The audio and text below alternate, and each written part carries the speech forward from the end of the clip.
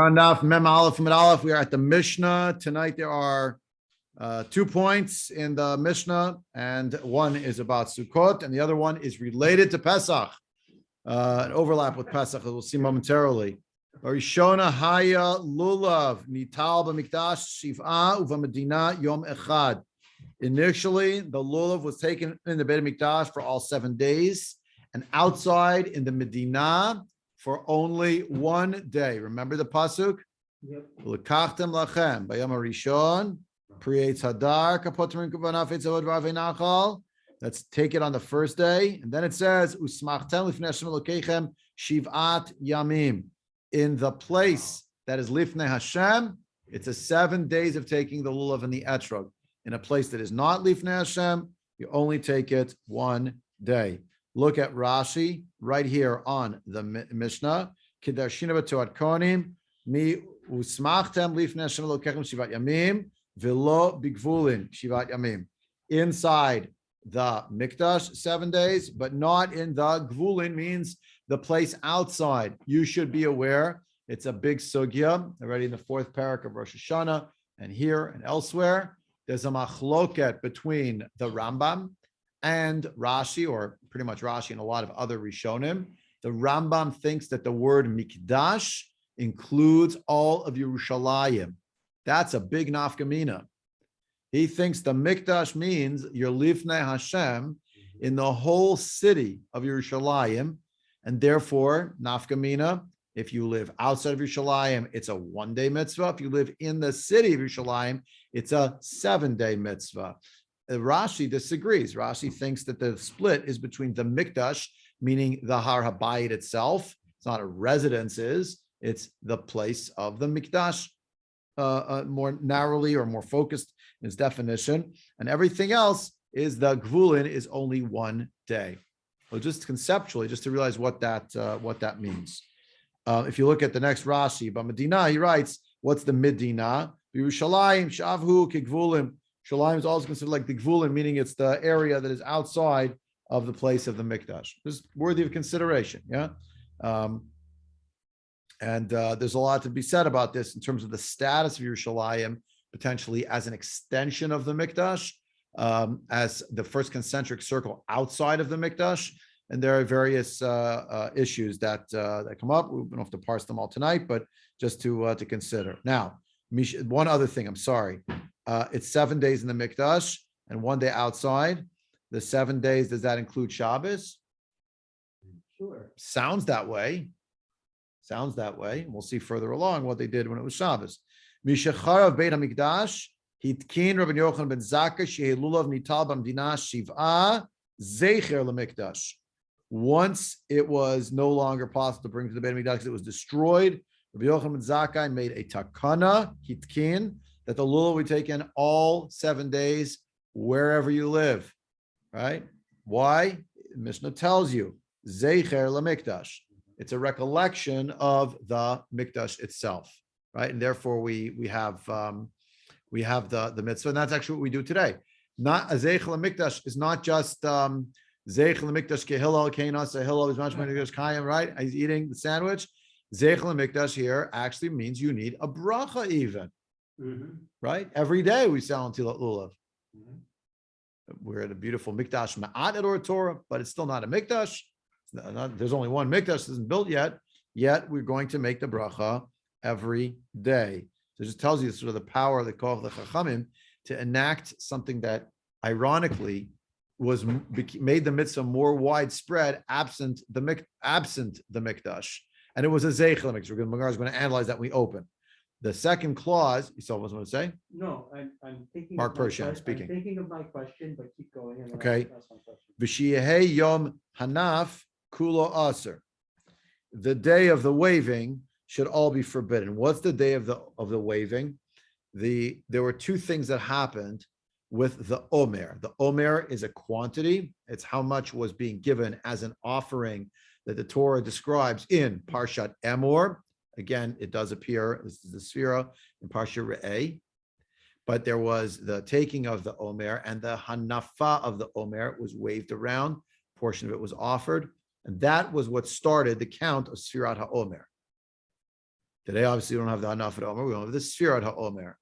But the reason why the Hanafat Omer was important was not only because it was a mitzvah in the Torah to do it, the korban specifically of the Hanafat Omer and the Akrava, but because that was the signal, that was the sign that you could now eat from the crop of wheat or anything from the stei halavan, of grains, etc., that had grown over the year prior. Mhm.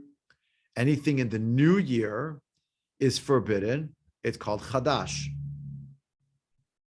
So we're going to deal with it just on its own terms here, but obviously there's a big sugya. What is chadash? And you know that in Chicago, thanks to Rav Aaron Soloveitchik Zatzal, there's like a whole cadre of people that I think has grown stronger over the years. That's makpid on kemach yashan, as opposed to chadash. What's the dividing line between what's chadash and what's yashan?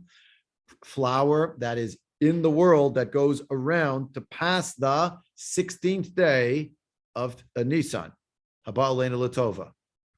V'sheyeh yom hanaf kulo aser, the sentence, we'll have to analyze it more in depth in a minute. We're going to see in Rashi to fill out the picture. Then we'll get into the Gemara, is the whole day of the waving, the whole day, the crop was forbidden. After that, whatever was chadash now was no longer chadash.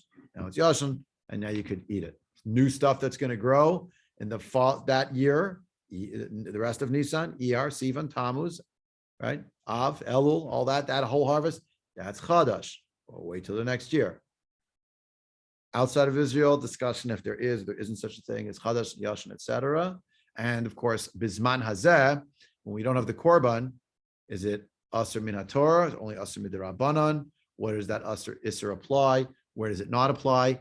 There's a whole, not for tonight, but a big historical piece. What actually happened in communities? What did they do and did they not do about Kemach Yashan?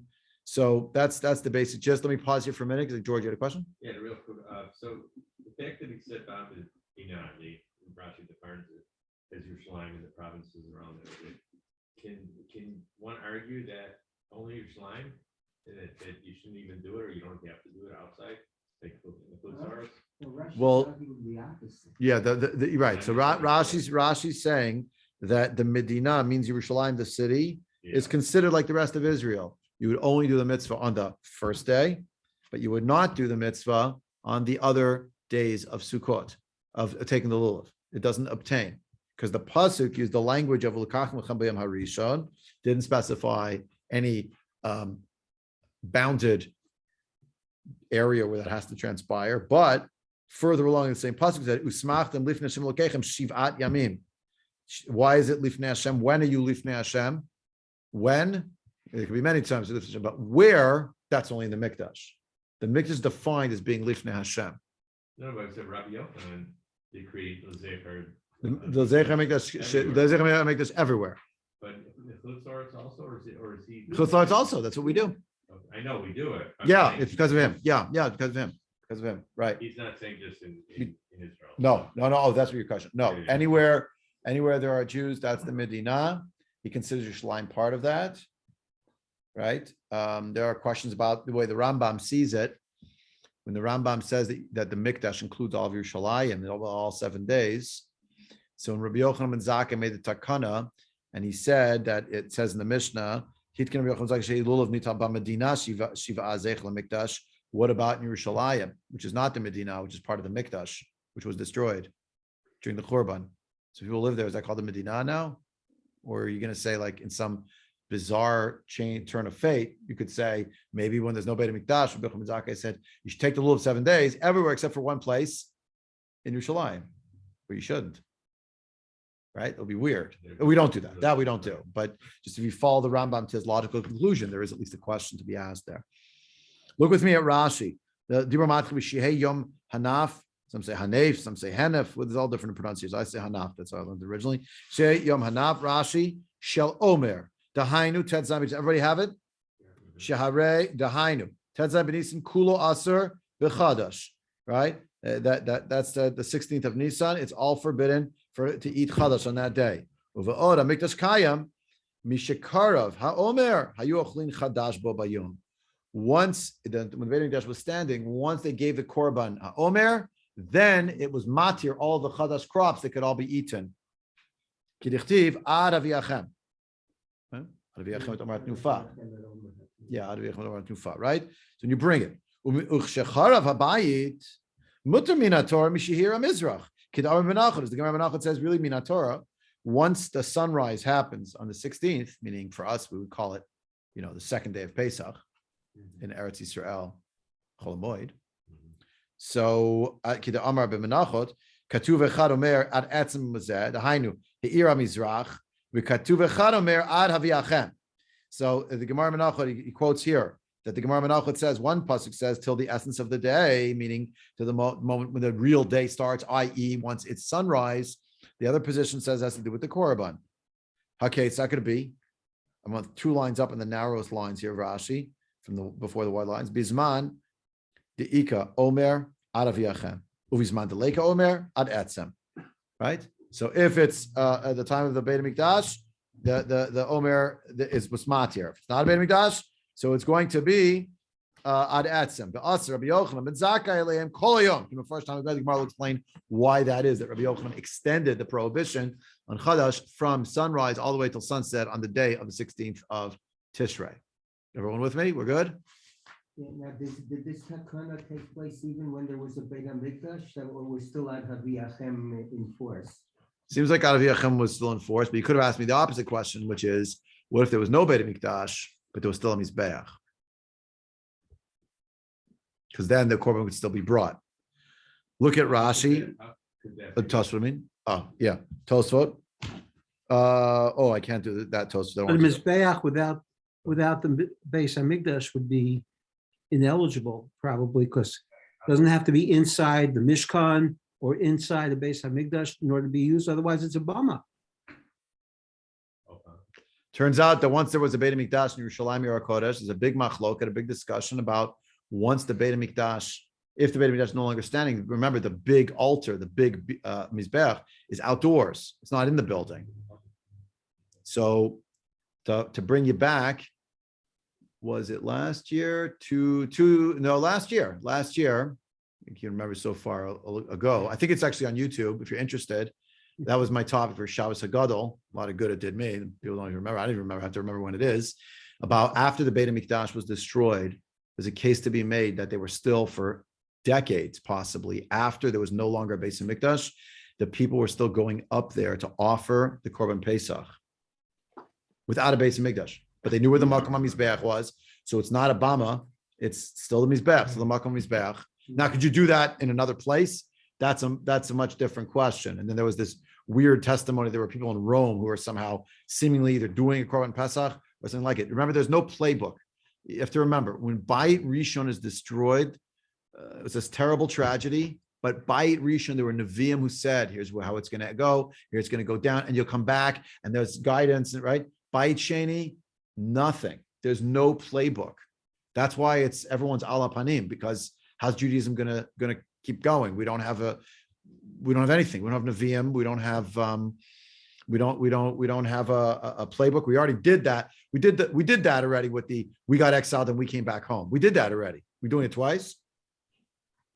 That was a much, much harder thing. So that's why you have the whole thing. Everybody knows the Gemara at the end of Makot with Rabbi Akiva, right? Akiva and Chamtani, right? That he had the power to still look at the psukim and say, no, it's okay. There's supposed to be second exile. There's going to be another redemption. Don't worry, there's going to be another redemption, right? But it wasn't clear to everybody. A lot of people were like, what are we going to do now? So they didn't know. How are we going to have Judaism without Korban Pesach? When the Navi said you're not going to have Korban, but 70 years is going to be a Korban. 70 years? No, we have to take our licks and take our lumps. Terrible tragedy. They didn't think it could happen, but then it happened. They said, okay, but at least we see that the Psukim, Yirmiyahu is telling us in 70 years we'll be back. But when this one happened, they said, what are we supposed to do with all those Psukim now? Is it going to be 70 years? So they thought it's going to be 70 years. Of course they thought it was going to be 70 years, right? What's or thereabouts. What's 70 CE plus 70 years? 140. So when was the Bar Kochva revolt? 132. 132 to 135. So everybody said it's going to be 70 years last time. It's going to be 70 years this time. Next year we'll make a Jewish state, And then a couple of years later, there'll be a Beis Hamikdash again. And by 140, that's the Navi said, we're going to have. Now, what happened after? So the Bar Kokhba revolt was the Bar Kokhba revolt, didn't work. And then the Hadrianic persecution come after the 135 to 138. You just have to imagine everyone's like destroyed. They don't know what they're going to do. So Rabbi Yochanan and Zakai, when he makes this takana, how long is he making the takana for? However long it'll be, but a year, 5 years, a decade, 20 years, maybe 70 years. My dear friends, we're 1952, right? To us 2022, happened in 70. Yeah, so 1952. It's the Churban. It's like, so watch what the Gemara does now. This is a beautiful Gemara. I've darshaned it many times. Not that anyone would remember, but it comes up many times on Sukkot and elsewhere, and also the 9 days. It's like right here. Minalan da avdin and zeich lamikdash. How do we know that you're supposed to make a zeich lamikdash? The Gemara asks. Rabbi Yochanan. To Amar Kra. By the way, excuse me, I'm interrupting myself. To Art's question, I never answered the question. We're going to see there's a Tosfot, which we didn't learn yet, the Gemara for it, but Tosfot's going to say, hey, weren't they giving Korbanot after there was no more Beit HaMikdash? We're going to get to that, but we just didn't get to it yet. Okay, back to the Gemara. But wasn't the Mizbeach destroyed? Yes, no. Meaning it's possible that it was destroyed, and it's possible they were able to rebuild just the Mizbeach, and it's possible it just wasn't destroyed. We're going to see. We're going to see tonight. Okay. 4 more minutes. We're going to see inside. That's there are those who are rumored. There were rumors that there may have been korbanot still being offered after the fact. We'll see it now. Did you have a question still, Mark? I'm sorry. Could you just retranslate that Minalan? Minalan? Yeah. From where do we know? No, yeah. Where do we know? Where do we know? That we have to make some kind of recollection, some memorial for what happened in the Beit HaMikdash. Okay, so right? For the fact there was a Beit HaMikdash. right. So why did the Gemara not, like I said, So let's see it. Amar Yochanan, Yeah. right? To Amar Kra, because the pasuk teaches us, the pasuk specifically in the Navi Yirmiyahu, right? Ki ale arucha lach umimakotayich erpaech neum Hashem. I will bring you a cure. I'll raise you up a cure. I will heal you from your wound. So this is Hashem. Ki nidacha karulach, because they called you the displaced. To be nidach is to be like thrown out. So it's pushed away, right? So the one that was completely rejected, they called you Tzion hi doresh ein la. They said you're Tzion, but no one seeks you. Tzion hi doresh ein la doresh, right? So Tzion doesn't have, right? Tzion hi doresh ein la, period. Doresh ein la michlal debaya drisha. If she has no one who seeks her, and that was the criticism, the depredations wrought against the Jewish people through the invective of their enemies, and no one seeks you anymore, then Miklal Debaya Drisha. It shows that we have to be Doresh Tzion. How are we Doresh Tzion? Right? To be seeking Zion through our Hanhagot, through our mitzvah, right? So Zeich HaMikdash is an entire category. You could just hear like a 9-day series about mitzvah that have an element of Zeich HaMikdash. We have a lot of them. There are a lot of them. What's another mitzvah? Trick question. What's another mitzvah, not including the Seder, but that takes place on Pesach, that is very much Zeich HaMikdash? Nope. It takes place on Pesach, but it's not the Seder. Because the Seder, that's obvious. Shana Haba B'Yerushalayim, Shana Haba, the Hashana Hacha, the Shana Haba B'Ard Yisrael. Spiros Omer? What? Spiros Omer? 10 points. Ronnie Masliansky. It's Red Omer. We count, yeah.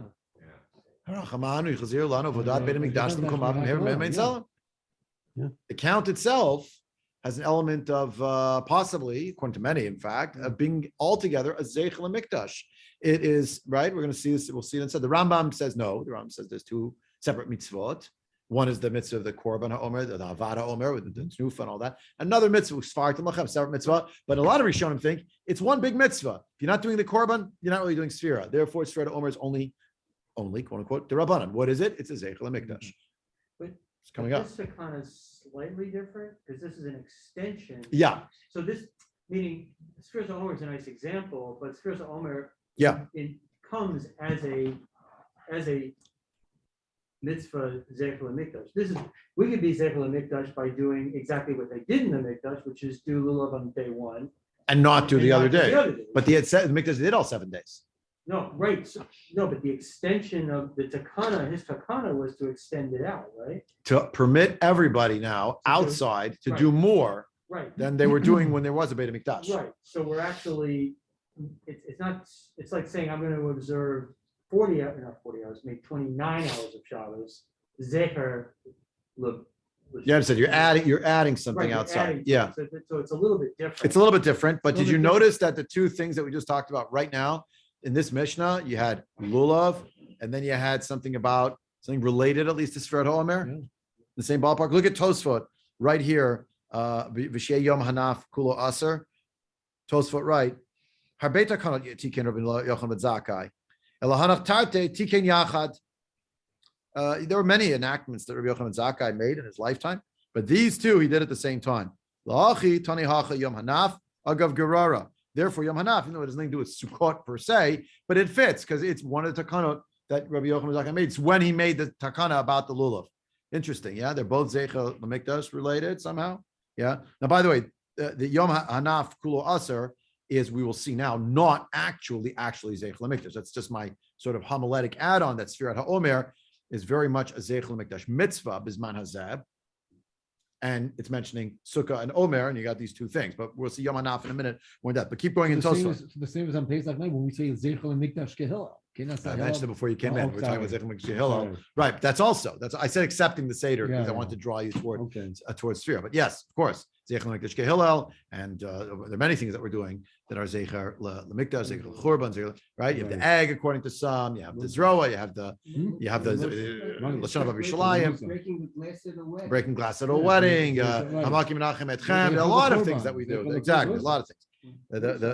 Too many to list. Zeichel Mikdash. True. Right? Okay. So look with me here, Tosfot. So therefore he put it in it. Agav Gar means he dragged it along. But wait a minute, it's a question. In the Gemara in Masech Menachot, it doesn't mention the lulav. Once it mentioned the Yom Hanaf, but the truth is, if you look also elsewhere in the last parak of Masechet Rosh Hashanah, there are a lot of different takanot, and these two are just among many others. So the best Tosfot we can come up with is why are these two takanot in the same place, the same Mishnah? He did it together. It was at the same time. But let's keep going in the Gemara. You want to fill out a picture of what this Yom Hanaf is, why it was the whole day. Why do you make that takana? It's going to be a Pesach related piece here as well. My timer. What's the reason? Oh, sorry, I skipped. I'm back in the Gemara after the letters Gimel Men. So 1, 2, 3, 4 lines down in the Gemara itself. After the Gimel Men, first word on that line was Aser. So 4 lines down. The first word on the line is Michlal, Debaya Drisha. That tells you that it requires seeking. You have to look for and search for the Beit HaMikdash. Shei Yom Hanaf, right? Kula Aser from the Mishnah now. And now Memtet, my timer. The Gemara says my timer, meaning what's the rationale of Rabbi Yochanan Zakai that makes it shakana? Meher Yibana Beit HaMikdash. Soon may the Beit HaMikdash be rebuilt speedily, right? It's going to happen very soon. And what's going to happen? V'yom Revin will say, Eshtakad, last year, Milo Achal Beheir Mizrach. Didn't we get to eat last year when the sun came up? Hastanami Nechol. V'nuliyad Eshtakad lo hava Beit HaMikdash. Heir Mizrach, Heitir. So it's true. They did remember correctly that the year before the sunrise was good enough, but that's because sunrise was the only benchmark. There wasn't going to be an offering of the Korban HaOmer because it wasn't Beit HaMikdash. But this year there already is a Beit HaMikdash, right? So Hashta the Ika Beit HaMikdash Omer Matir. You have to do the Korban HaOmer, right? So therefore the people are going to make a mistake. They're going to be remembering their brief Galus existence, and they'll end up not realizing you have to wait now for the Korban. Therefore, he said, let it be the entire day of the 16th. So the Gemara asks him, wait a minute, the evening Eimat, when exactly is the Beit HaMikdash going to be built that this is going to be an issue? Ilema the Ivne B'Shitzar, if it's going to be built on the 16th during the day, the 16th of Nisan, Hare Hitir, sorry, Harry Hitter, Harry Mizrach, right? So the fact that morning started without a Beit Mikdash in existence. So once the sun came up, they could eat. So what's the problem? Ella, no. Ella the evening b'chamesar mechatzot hayom ulahalan tistere. So,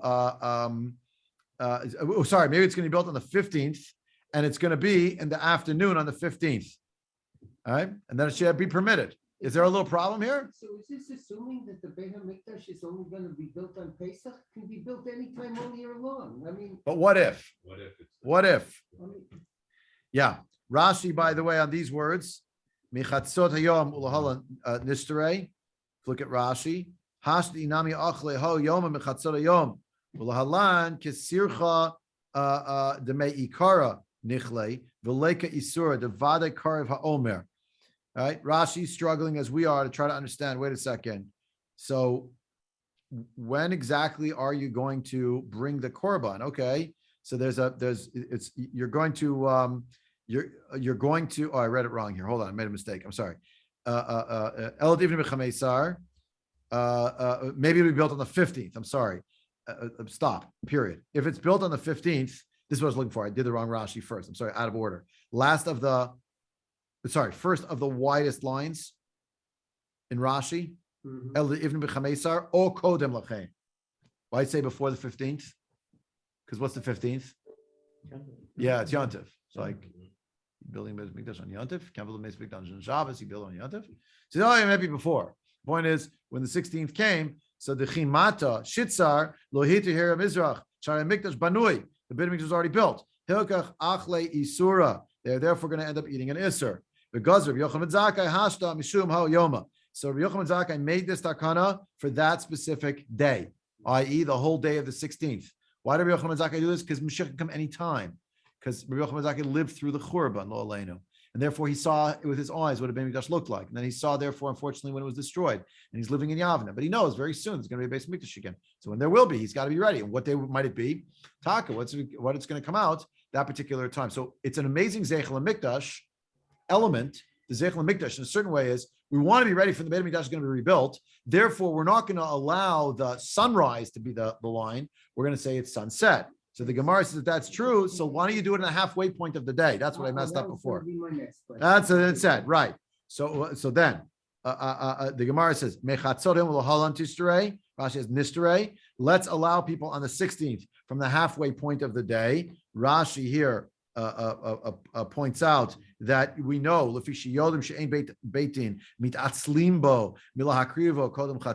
they're not going to make a mistake. They're not going to be lazy. They're going to take care of it in the morning. The korban omer, they'll do the korban tamid, they'll do the korban omer. So because the people who lived far away from Yerushalayim, they didn't have phones, obviously. How are they going to know? They knew that on the 16th of Nisan, they could eat the new crop. It was no longer considered new. There was a matir, and that was the korban omer for sure was brought by the halfway point of the day. They were allowed to do it. So lefi shein beitim mitatzim, because beitim is never lazy. So the Gemara says no. Lo tzricha, we do still need this takana. The ivnei belalia. What if it's built at night? Inami, or maybe it's going to be built samach l'shkira chama, or it'll be very, very close to sunset when it's going to be built. I mean, this is a very strange thing for it to say here. What does it mean it's going to be built at night? Look at Rashi. Rashi realizes this is strange.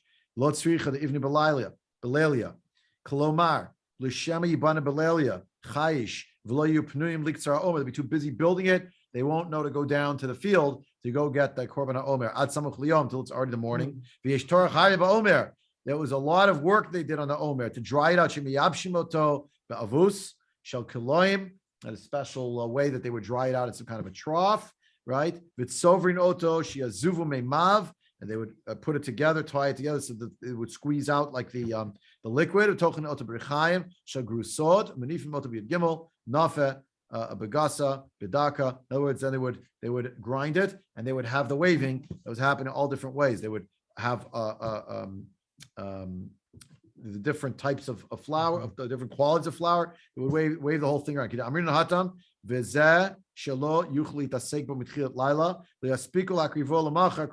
therefore, during the day, maybe they won't have enough time to get there. I mean, it's quite. This is quite. Quite something. Quite something. Inami the evening b'chameisa samlu shkir chama vehi. So it's the same issue. It'll be built on the 15th, very close to sunset, and it's the same problem you had before. The ikashia, if you will ask me, this is why I came. 3 lines up from the bottom. In Rashi, bottom of the page. Ikashia debalayla inonivna. I thought you're not to build a Beit Hamikdash at night. The kanal b'shvuot ain't been a Beit Hamikdash balayla. Not to build a Beit Hamikdash at night. See the Gemara in Shvuot. The Yichtiv v'yom hakim, in the day when it was established, when it was built. You're not allowed to build a Beit Hamikdash on a Yom Tov, which is actually, never mind Cholamot, it's actually Yom Tov the 15th. The kanal b'shvuot ain't been a Beit Hamikdash docha Yom Tov. Oh, says Rashi, Hanemili binyan habanui b'idei adam. That's if it's a human construction. Aval mikdash ha'atid anu mitzapin banui u'meshuchlal hu yigalet yavo mishamayim. It is already built. It's already ready. Coming down from Shemaim. Shneimar, the pasuk says, Mikdash Hashem konenu yadecha. Is Rashi right? Let's wait and see. We're coming to Pesach. We're in Chodesh Geula. You never know. Choliot, look at Tosfot here. Tosfot, we'll do the bottom Tosfot first. It's the Inami. I skipped the Eshtakad one because go back. Actually, no, let's go in order. I'm sorry. Eshtakad, Rashi, Tosfot, De Eshtakad, Lav Beit Hamikdash, Hera Mizrach, Havamatir. Right. Last year there was no Beit Hamikdash, and now at that time when the sun would come up, it would be the matir to eat the chadash. So okay. But wait a second. Va'afilu Rabbi Yeshua the Amar Shamati Shemakrivim Afal Pi She'ein Bayit. Even according to Rabbi Yeshua, who holds that he says, I heard there are people who are being makriv korbanot even though there's no bayit. The Parakama de Megillah, by the way, not even agrees that it was possible, right? To the point I think Larry was making before, like, you really allowed to? That was part of the debate. So we talked about last year. Were they allowed to? Were they not allowed to? Who did it? Who didn't do it? Right? The Parakama de Megillah, Hanemilik Sheish Mizbeach Banui. Of that, those words where you're allowed to do any kind of korban is when the Beit Hamikdash, when the mizbeach, itself is built. Aval below mizbeach, low, but without a mizbeach, you could not just go to the spot and start making a barbecue there. No. The mizbeach shenivgam kol kodshim shenichsheltu sham psulin. If the mizbeach is nivgam, a corner is lopped off, it's shaved off, there's a crack, whatever it is, then the kodshim that are nishchetu there are not kosher. Ve'in ochlim begino. Shiari mincha kodshim va'afilu kodshim kalim. So in other words, nothing, right? You can't using that mizbeach only works if it's a perfect mizbeach. Again, debatable historically if actually they would makriv the korban pesach after the korban still in Yerushalayim, but it seems they were still able to go to the Har Bayit. Remember, because the story of Rabbi Kiva and his friends is they're actually passing the Makom HaMikdash. Remember, they saw the shual coming out, they're all crying, so they were able to go. One of the things that happened in the Hadrianic persecutions, Yamach Shem of Zichro, when Hadrian put those persecutions in, it included banning the Jewish people from Yerushalayim, which tells us they were allowed to go before. So, what did it mean? Yeah. So that's Tosfot. Now, the last Tosfot on the page here, Inami, someone. Palestinians were there? Pardon? Palestinians were at Har Bayis then? Palestinian Jews before they named it Palestine. There was no Palestine. It was not invented yet. That's right. Not until Rome came up with it. The Palestinians, Palestinian people, the whole thing was made up. Right. The Romans did it. That was the Hadrianic persecutions or thereabouts. Yeah. Right. The Romans, they say it every time, the same thing. Yeah. Right. The Palestine was the name the Romans gave it to distance the Jews from their state, which was called Medinat Yehud. So say the books of the Tanakh. Anyway, back to the mainstream of our symposium. Look at the last Tosfot, Inami. It's also inconceivable, Rabbi. It's inconceivable that during the Churbanot, or the second one especially, that the Beit HaMikdash would be in perfect condition. That they destroyed everything around that fire. They said if there's missing was something. Yeah. So the question is, were they able? The question is, were they able to rebuild just the Mizbech and use it? And the jury's out. I mean, that's what I talked about it last year about trying to figure out what does Pesach look like. I think it was recorded. I think we did it on Zoom for a lot of people, and then I did it in shul. I think so. It's not recorded. Yeah. It's only two that are recorded. That and the Urchatz Rachza one. Okay. Mhm. Anyway, but this year you come one and all after the main minyan. Welcome to join. Okay. Inami. Samach lishkiya rachama de chamesar. Shlo yuchlu lihitasek ba'omer b'tchilat laila. V'yaspiku lahakriv kodem chatzot l'malchar. So that's pretty much what Rashi had said. Yeah, they won't have enough time. V'yesh mefarshim demari be'erev yamtiv. Samach lishkiya rachama. V'yachol levaker b'yamtiv. Mehechan yiktzir et ha'omer. So in other words, they were vehechan magalot v'kupot u'shlosh seinafa u'klei sharet dvarim tzrichim la'omer k'detan perak b'menachot perak Rabbi Yishmael. So basically, some say that really was Erev Yom Tov, but the problem is on Yom Tov itself, they're not going to go starting now to go find where they're going to do the Ketzirat HaOmer. Before Yom Tov started, there was no Beit HaMikdash. Now the Beit HaMikdash showed up. What are they going to do? They still need the tools. They still need the sieves they're going to use to sift it. They need the sieve they're going to use to cut it with. They need all the tools. They don't have anything ready. They got to go find it. These samach lishkir achama b'chameisar ka'amar Yom Tov ha'ein Beit HaMikdash dochei Yom Tov ki de'ita perak sheni d'shvuot. Right? Well, what about the fact that it's Yom Tov? Tos would say v'lav pirchohi the tik shelan ha de ka'amrinan lo tzricha the ivni b'lelia hanami amrinan hatam de'ein Beit HaMikdash b'layla. Same thing. It's not really a question because you have the same question about why it's at night, not during the day. Shenamar, v'yom hakim et hamishkan, v'yom hakim oto, v'layla ein hakim oto, ela al korchach, says the Bali Tosfot, tzarech lechalek, k'mos shapirish b'kuntras, you have to make a split, as the kuntras did, the hanimili, these words, binyan habanoi b'dei adam. That's it, the binyan Beit HaMikdash is going to happen by human hands. Aval mikdash ha'atid banui, m'shuchlal, yigaleh, v'yavot min hashamayim, shenemar mikdash Hashem kol yadecha. The whole thing is going to come from Shemayim. I don't understand that any more than I'm saying it, but that's what Rashi says. That's what Tosfot say.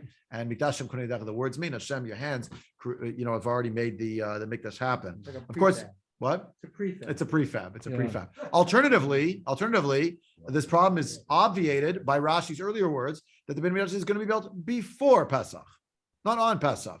And there's a lot of problems here. It's a separate sugya, but like Eliyahu Navi doesn't come in Erev Shabbos and Erev Yom Tov. That's what I was talking about Eliyahu Navi on Motzei Shabbat. I had those doing the SCP. So why? Because the Erev Shabbos, people are tarud. The Jewish people are tarud. They're running around getting ready for Shabbos and Yom Tov. If Mashiach would come, what would everyone say? I don't have time now. I got to Erev Shabbos. do it later. Do it later. I gotta get right. Although we do talk about obviously Eliyahu Navi when on the Leil HaSeder, because on a certain level, Mashiach will arrive when everyone wants to arrive, and the herald is Eliyahu Navi. Anyway, finishing up the Gemara here, the 3 lines up from the bottom. So you have Rav Nachman Bar Yitzchak Amar. He says Rabbi Yochanan ben Zakai b'shitat Rabbi Yehuda Amrinan. He said what he said in the manner of Rabbi Yehuda. It's the same thing that Rabbi Yehuda said, because Rabbi Yehuda was actually a Talmud of the Talmidim of Rabbi Yochanan ben Zakai. So he also was Dorish in his time. And here's what he said. Right? The Amar Mina Torah hu aser. It's really from the Torah that it's forbidden. Dichtiv ad etzem hayom hazeh. Until the essence of that day. Ad itzumo shel yom, until the essence of the day, until the essence of the day, the kasavar is of the opinion, ad v'ad bichlal. Until, and includes the until, meaning the entire day. Etzem hazeh is being interpreted here, midoraita, as being a reference to the whole day itself, not the essence of the day meaning noon, but like you have in Yetziat Mitzrayim, be'etzem hayom hazeh. Jewish people left Mitzrayim. Be'atzem means in the essence of the day, the high point of the day, the midpoint of the day, the noon hour. So that's why they added. So that's why it says bichlal, because then it goes. So it's ad etzem hayom hazeh means ad itzumo shel yom b'kasavar ad v'ad bichlal. Right. But then what's the chiddush of Rabbi Yochanan ben Zakai? Yeah. Umi savar le kavate. Yeah. So are we going to?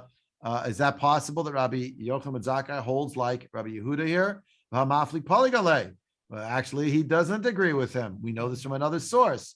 How do we know this other source? The Tanan, because we learned Mishachar ben Hamikdash itkin Rabbi Yochanan ben Zakai sheyeh yom hanav kulo aser. Amar lo Rabbi Yehuda v'lo min haTorah hu aser. Dichtiv ad etzem yom hazeh ad itzum shel yom. Right? Remember? So we have another source which is the Yom Hanaf source, where it actually says, Rabbi Yochanan says the whole day is Asr, Rabbi Yochanan, and Rabbi Yehuda said to him, well, isn't that Midoraita that it's Asr? It's not a Takana, it's really Asr Deoraita, right? So Adi Tzuma Shayom, same thing, right? So Rabbi Yehuda, what the Gemara answers, Rabbi Yehuda de Katoi, who savar midrabanan ka'amar, velohi midoraita. It's a mistake on the part of Rabbi Yehuda.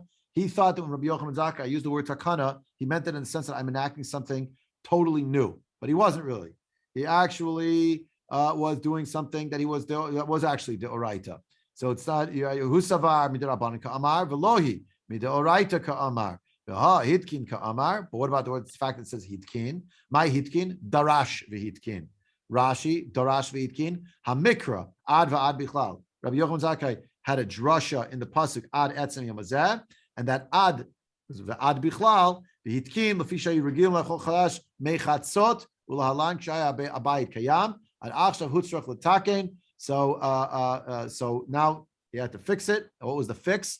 He showed them that the pasuk really meant deoraita. You're not allowed to eat the kaddish the entire day unless there is a korban that's being brought. If there's no korban being brought, then it's going to be an entire day of Isra. And he with the takana. Notice the word takana here, v'hitkin Rabbi Zakai with the Yom Hanaf is actually a takana, not the same thing as a takana in the first case. Because in the first case it's true the halach everyone agrees. In the mikdash, it's all 7 days. In the gevulin for daled minim, it's only the first day. Rabbi Yochanan Zakai said, you know what? I expand outward from Yerushalayim. I make every place can do it. Zecher lamikdash. The Yom Hanaf case is he was doresh that actually the whole day is usher. He showed them that what they thought meant either sunrise or the korban meant either the korban or the whole day are forbidden. What you have here, and that's idea. In one case, the taking of the lulav all 7 days outside of the mikdash is an expansion. Some of what you were saying before, Mark. It's an expansion on the idea that zeichel mikdash means I have to hold more for me because I'm memorializing what was by saying we don't have a place with that level of kedusha. So we have to now, figuratively, metaphorically, and physically, we're carrying it. But in the Yom Hanaf case, we're thinking there's going to be a mikdash before Pesach.